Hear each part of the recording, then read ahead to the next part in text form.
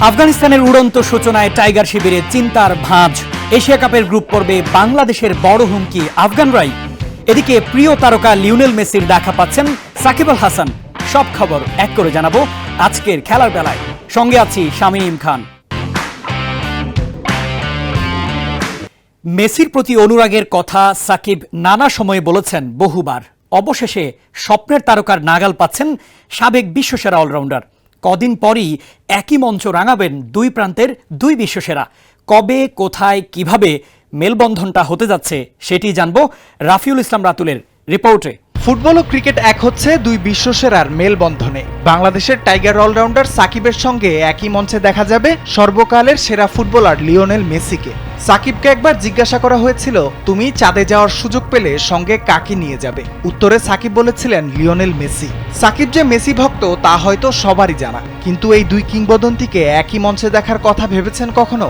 এবার সেই স্বপ্নই বাস্তব করতে যাচ্ছেন ভারতের ক্রীড়া সংগঠক শতদ্রু দত্ত। চলতি বছরের ডিসেম্বরে ভারত সফরে আসার কথা রয়েছে মেসি ও তার দল আর্জেন্টিনার। সেই সফরেই ভারতীয় তারকাদের সঙ্গে বিভিন্ন সৌজন্যমূলক ম্যাচ আয়োজনের কথা রয়েছে। আর সেই আয়োজনেরই অংশ হিসেবে বাংলাদেশি তারকা ক্রিকেটার সাকিব আল হাসানকে রাখার কথা ভাবছেন শতদ্রু দত্ত।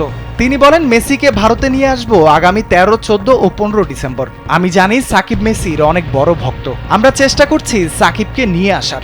একটা সেলিব্রিটি ম্যাচে সাকিব যাতে খেলে, সাকিব যেন মেসির সঙ্গে দেখাও করে। বর্তমানে সাকিব আছেন জাতীয় দলের বাইরে। ফ্র্যাঞ্চাইজি ক্রিকেট খেলে ঘুরে বেড়াচ্ছেন বিভিন্ন দেশ।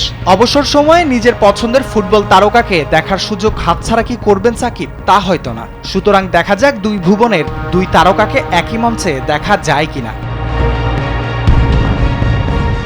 রাফিউল ইসলাম রাতুল, কালবেলা।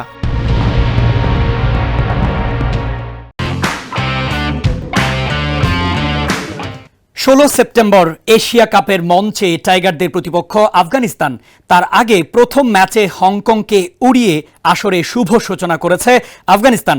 দলটির সাম্প্রতিক পারফরম্যান্স চিন্তার ভাঁজ ফেলতে পারে লিটনদের কপালে। আফগানিস্তান বধে যে পরিকল্পনায় এগোতে হবে বাংলাদেশকে সেটি জানবো রিপোর্টে।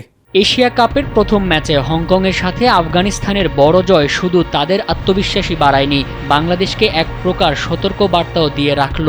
টি-20তে আফগানিস্তান দলটি যে ধারাবাহিকতা অর্জন করেছে তা টাইগারদের জন্য দুশ্চিন্তার কারণ হতে পারে।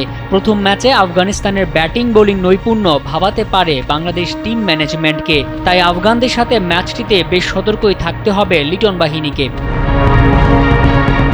মঙ্গলবার এশিয়া কাপের উদ্বোধনী ম্যাচে হংকংয়ের সাথে পুরো ম্যাচে দাপট দেখায় আফগানিস্তান। শুরুতে ব্যাট করে সাদিকুল্লাহ আতালের অপরাজিত ৭৩ এবং ওমর জায়ের ২১ বলে ৫৩ রানের বিধ্বংসী ইনিংসে ১৮৮ রানের সংগ্রহ পায় রশিদ খানের দল। জবাবে ব্যাট করতে নেমে কোনো প্রতিরোধী গড়ে তুলতে পারেনি পূর্ব এশিয়ার দল হংকং।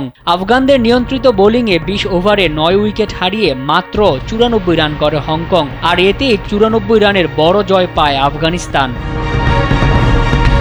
এশিয়া কাপে 16 সেপ্টেম্বর আফগানিস্তানের মুখোমুখি হবে বাংলাদেশ। সেই ম্যাচে আফগানদের বধ করতে তাদের শক্তি এবং দুর্বলতা সম্পর্কে ধারণা নিতে হবে টাইগারদের। কেননা হংকংকে হারিয়ে আফগানিস্তান চোখ রাখছে পরের পর্বে। তাই গুরুত্বপূর্ণ সেই ম্যাচে প্রতিপক্ষ আফগানিস্তানকে হালকাভাবে নিলে বিপদের কারণই হতে পারে। মোহাম্মদ মাসুম, কালবেলা।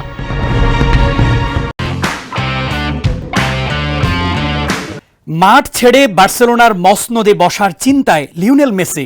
মিডিয়া পাড়ায় গুঞ্জন রটেছে বিশ্বাসঘাতকতার বদলা নিতেই নাকি এবার লাপোর্তাকে টেক্কা দিতে যাচ্ছেন তিনি। আদৌ কি তা সত্য নাকি শুধুই গুঞ্জন? বিস্তারিত জানাচ্ছেন ফাতিন ইশরাক। এবার প্রেসিডেন্ট নির্বাচনে নামছেন লিওনেল মেসি, তাও আবার নিজ দেশের ফুটবল পাড়ায় নয়, বরং সাবেক ক্লাব বার্সেলোনায়। ঠিক এমনই অদ্ভুত গুঞ্জনে সরগরম পুরো ফুটবল দুনিয়া। দিন পাঁচেক আগেই দেশের মাটি থেকে বিদায় নিয়েছেন প্রিয় প্রাঙ্গণটা থেকে। আসন্ন বিশ্বকাপ খেলবেন কিনা তাও অজানা। এরই মধ্যে গুঞ্জন আবারও বার্সেলোনায় ফিরছেন লিওনেল মেসি, তবে ফুটবলার হিসেবে নয়, বরং প্রেসিডেন্ট নির্বাচন করতে। স্প্যানিশ সংবাদ মাধ্যম কাদেনা এসিআর এর দাবি, লাপোর্তার প্রতিদ্বন্দ্বী শিবিরগুলো এরই মধ্যে মেসির সঙ্গে যোগাযোগ শুরু করেছে। বার্সেলোনার ইতিহাসে দীর্ঘতম সময় ধরে সভাপতি থাকার রেকর্ড লাপোর্তার। চলতি মেয়াদ শেষে তিনি চতুর্থ দফায়ও প্রার্থী হতে যাচ্ছেন। তবে পরিস্থিতি একেবারেই নিশ্চিন্ত নয়, কারণ 2021 সালে মেসিকে দলে রাখার প্রতিশ্রুতি দিলেও আর্থিক সংকটের অজুহাতে সেই চুক্তি বাতিল করেন লাপোর্তা। বাধ্য হয়ে মেসি পিএসজিতে যোগ দেন। মেসি ও তার পরিবার তখন বিষয়টিকে বিশ্বাসঘাতকতা হিসেবে দেখেছিলেন। সেই ক্ষোভ এখনও রয়ে গেছে। বার্সার সর্বকালের অন্যতম সেরা খেলোয়াড় মেসি, তাই তিনি যদি ভিক্টর ফন্ট বা জোয়ান কাম্প্রুবির মতো অন্য কোনো প্রার্থীকে সমর্থন দেন তবে ভোটে বড় ধরনের প্রভাব পড়তে পারে। নির্বাচনের বছর ঘনিয়ে আসায় লাপোর্তার জন্য এটি একটি অস্বস্তির কারণ হয়ে দাঁড়িয়েছে। তবে মেসি আসলেই প্রকাশ্যে কোনো প্রার্থীর পাশে দাঁড়াবেন কিনা সেটি এখনো অনিশ্চিত। যদিও তিনি এখন মেজর লিগ সকারে ইন্টার মায়ামির হয়ে খেলছেন, কিন্তু ক্যাম্প ন্যুর রাজনীতিতে তার প্রভাব যে এখনো প্রবল তা নিয়ে কোনো সন্দেহ নেই। ফাতিন ইশরাক, কালবেলা।